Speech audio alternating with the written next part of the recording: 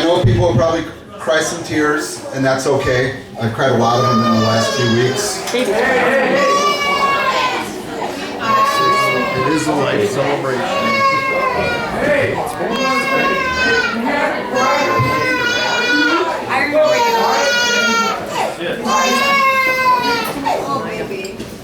Babies have an excuse. They do. We all have an excuse to cry. Yeah, it is okay to cry, folks. I've cried a lot of tears the last few weeks, realizing how much I miss Paul and the things that we did together, and the fact that he called me best friend, and he told me that. Paul died way too young. He also lost his wife about 3 years ago. Also way too young. But people should not die that young. And keep my phone on, and this will work well. We're all here tonight to express our deepest sympathies to Paul's family, to his daughters, his parents, his siblings, and all his dear friends. I know he is here with us tonight. During the whole time we've been planning this event, and Sue, you will attest to this, there's all these little signs that would pop up every time we were thinking about taking a certain path, and it would seem that Paul would kind of guide us to be here right now, tonight, kind of bringing us to this moment in time. Very strange. I mean, Terry and I came here to talk to Andy that night, and we saw that amp sitting here. It said El Diablo on it. We had a song called El Caballero Diablo. That's like, what kind of a sign do you need, right? Yeah. He's Polish after all, right? So we're in Polish. Yeah. Amen. He's probably looking down right now. He's probably laughing his ass off. He totally is. But at the same time, he and Lori are probably together looking down on us, crying tears of joy. And folks, it's okay to cry because Paul's worthy of it. He really is. He's Amen. a good person. Paul learned 9 months ago that he had pancreatic cancer. It was very devastating for all of us to hear that, are his close friends. He struggled with this disease, but despite all of that, in the end, it got the best of his body, but it did not get his soul. He was lucid and sharp right to the last minute. He was always cracking those one-liners, if you guys know Paul. Yeah. That's just, I mean, here he is like kind of struggling to talk, but he's still cracking a joke, So, I mean, that's just his nature. It really is. While many of us, come to face to face with death maybe at some point in our life, and if we were in his situation and you get basically a death sentence, you got like months to live. A lot of people just lose hope and kind of just give up. That was not Paul's spirit. I mean, I think he knew deep down inside he didn't have a chance to beat this thing, but he would still talk in the, when I get better, I'm going to, and then we're going to do this, and we're going to get the band back together and do all this stuff. And that was just his mindset. He still had hope. I don't want any of you guys to lose that hope ever. Amen.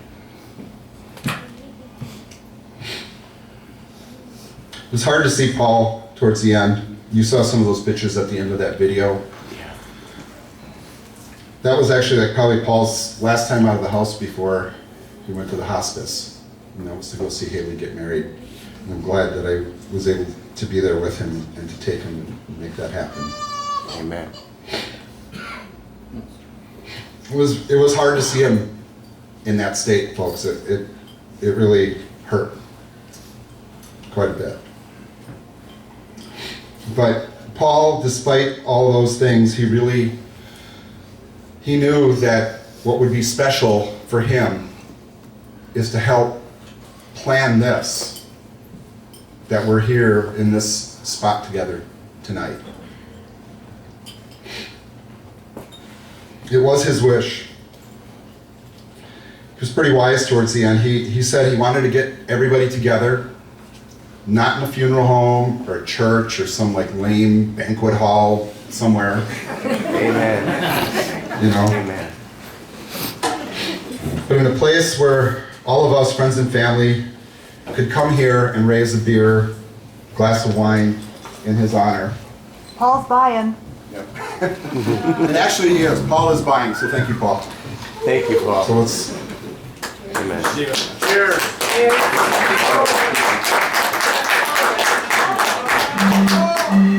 know, it's funny. We decided to do it here at Kochanski's, of course, because, you know, Paul is Polish. Guess what this place is, right? Polish through and through. And he's a phenomenal man. Yes, he is.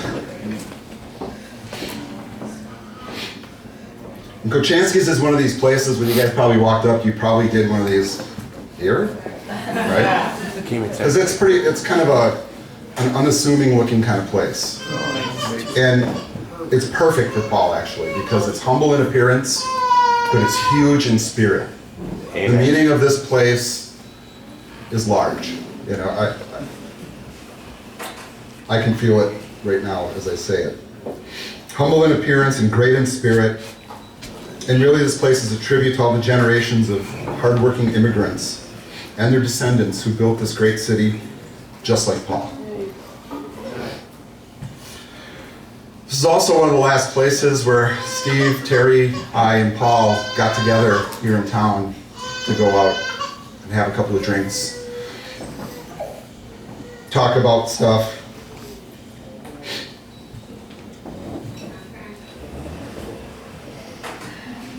I'm sorry. You got it. Okay, take your time.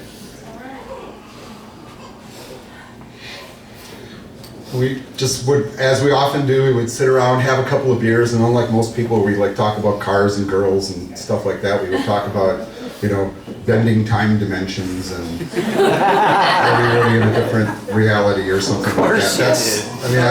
That was our realm, right? Exactly, it was. Honestly, here I think of all the stuff that Paul would always say. One of his things is like, wow, man, this is really overwhelming. That's awesome. But going back to this place, I know some of you might say, okay, what a dive, right? But really, it's not. This place is special and it's beautiful. Might not be something special on the outside, but it's beautiful on the inside. And that was Paul Laganowski to a T. Amen. You know, one of Paul's favorite little sayings that I was reminded of a few weeks ago is, you know, beauty is in the eye of the beer holder. That's the kind of stuff he was saying when he was passing away. So, like you're trying to be serious and sad, and he's doing that too. So, right back at you, Paul. Paul also said to me in one of our last conversations, and I have a kind of a quote here of sorts, he said, Taiki, you have to get the bands back together and play some music. You have to do it, but do it three-piece, meaning drums, bass, guitar. Don't bother getting another guitar player, you never fill my shoes. He was a size 13.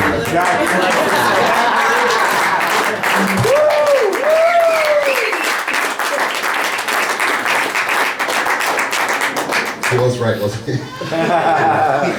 In music as in life, Paul was one of those people you couldn't help but love. He was always positive, fun-loving, and an undeniably unique personality. It showed on stage, it showed in the music he created, and in the person he was. I don't think I really ever heard anyone say a bad word about Paul, honestly.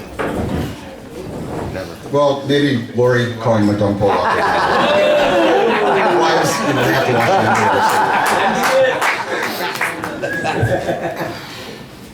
the The impact that Paul had on our lives is huge.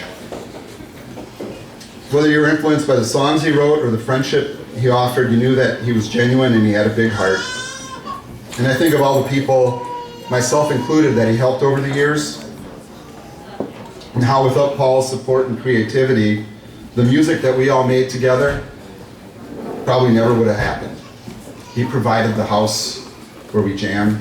He was like the financial backbone at times. He carried the whole thing. How many people open up their house to a band rehearsing 5 nights a week? Vagrant singers.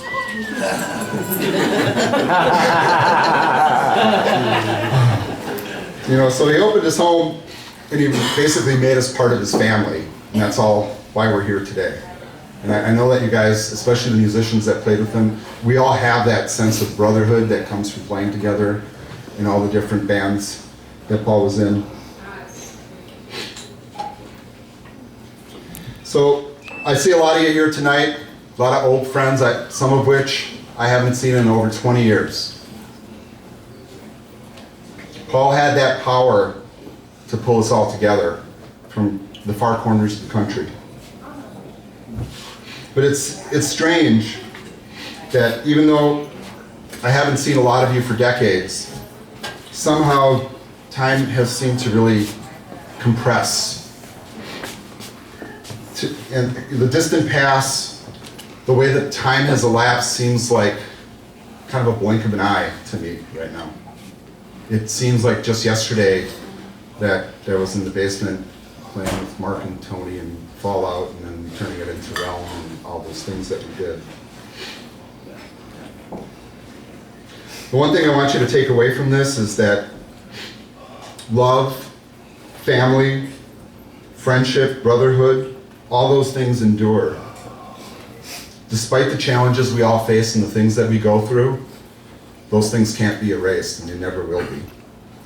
They will always be part of us.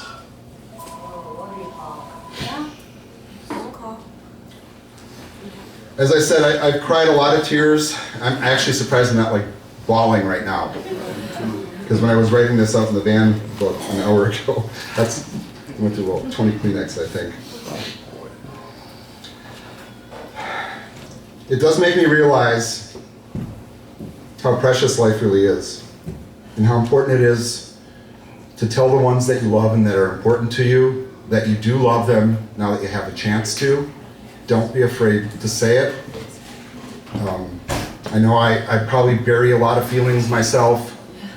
A lot of it's kind of coming out like I've been bottling it up for 20 years. And you know what? It feels good.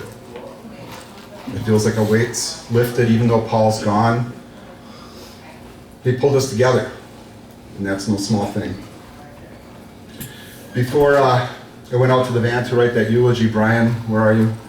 You said, this is the echo of Paul's life. And it truly is. It's the result of what he put out there. So I want to raise a toast to Paul, and in true Polish fashion, na zdrowia. Love you, Paul. Love you, Paul. Thank you.